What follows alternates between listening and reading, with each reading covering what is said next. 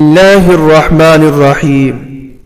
شعبان کی 15ویں شب بیرات کہلاتی ہے، یعنی وہ رات جس میں مخلوق کو گناہوں سے بری کر دیا جاتا ہے۔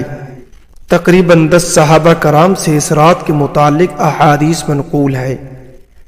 حضرت عائشہ رضی اللہ عنہا فرماتی ہیں کہ شعبان کی 15ویں شب کو میں نے نبی کریم صلی اللہ علیہ وسلم کو اپنی آرام گاہ پر موجود نہ پایا تو تلاش میں نکلی، دیکھا کہ آپ جنت البقیع کے قبرستان میں ہیں۔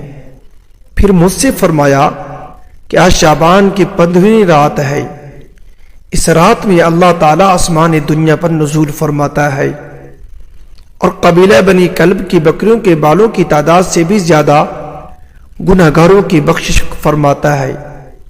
دوسری حدیث میں ہے، اس رات میں اس سال پیدا ہونے والے ہر بچے کا نام لکھ دیا جاتا ہے، اس رات میں اس سال مرنے والے ہر آدمی کا نام لکھ دیا جاتا ہے، اس رات میں تمہارے اعمال اٹھائے جاتے ہیں اور تمہارا رزق اتارا جاتا ہے۔ اسی طرح ایک اور روایت میں ہے کہ اس رات میں تمام مخلوق کی مغفرت کر دی جاتی ہے سوائے 7 اشخاص کے، وہ یہ ہیں: مشرک، والدین کا نافرمان، کینہ پرور، شرابی، قاتل، شلوار کو ٹخنوں سے نیچے لٹکانے والا اور چغل خور۔ ان 7 افراد کی اس عظیم رات میں بھی مغفرت نہیں ہوتی جب تک کہ یہ اپنے جرائم سے توبہ نہ کر لیں۔ حضرت علی رضی اللہ عنہ سے ایک روایت میں منقول ہے کہ اس رات میں عبادت کیا کرو اور دن میں روزہ رکھا کرو۔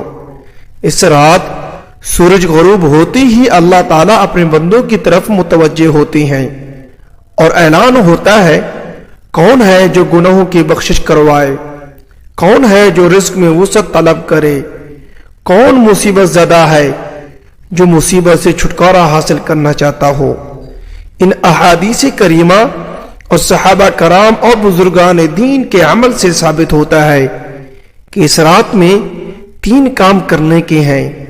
نمبر 1، قبرستان جا کر مردوں کے لیے ایصال ثواب اور مغفرت کی دعا کی جائے، لیکن یاد رہے کہ نبی کریم صلی اللہ علیہ وسلم سے ساری حیات مبارکہ میں صرف 1 مرتبہ شب برات میں جنت البقیع جانا ثابت ہے۔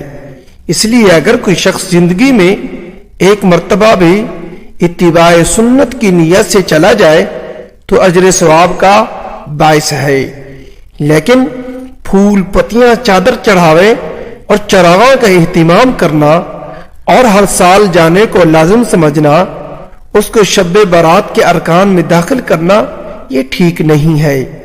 جو چیز نبی کریم صلی اللہ علیہ وسلم سے جس درجے میں ثابت ہے اس کو اسی درجے میں رکھنا چاہیے، اس کا نام اتباع اور دین ہے۔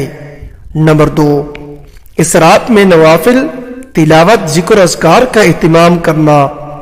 اس بارے میں یہ واضح رہے کہ نفل ایک ایسی عبادت ہے جس میں تنہائی مطلوب ہے، یہ خلوت کی عبادت ہے، اس کے ذریعہ انسان اللہ کا قرب حاصل کرتا ہے۔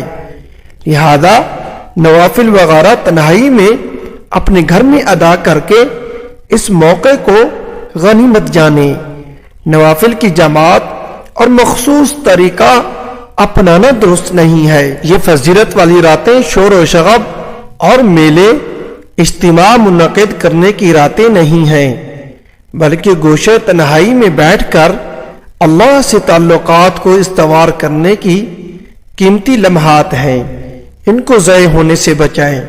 نمبر 3، دن میں روزہ رکھنا بھی مستحب ہے۔ ایک تو اس بارے میں حضرت علی رضی اللہ عنہ کی روایت ہے، دوسرا یہ کہ نبی کریم صلی اللہ علیہ وسلم ہر ماہ ایام بیض یعنی 13، 14، 15 کے روزوں کا اہتمام فرماتی تھی، لہذا اس نیت سے روزہ رکھا جائے تو موجب اور اجر ثواب ہوگا۔ باقی اس رات میں پٹاخے بجانا، آتش بازی کرنا اور حلوے کی رسم کا اہتمام کرنا، یہ سب خرافات اور اسراف میں شامل ہیں۔ شیطان ان فضولیات میں انسان کو مشغول کر کے اللہ کی مغفرت اور عبادت سے محروم کر دینا چاہتا ہے، اور یہی شیطان کا اصل مقصد ہے۔ اگر یہ ہماری ویڈیو اچھی لگے اس کو لائک کریں، چینل کو سبسکرائب کریں، ساتھ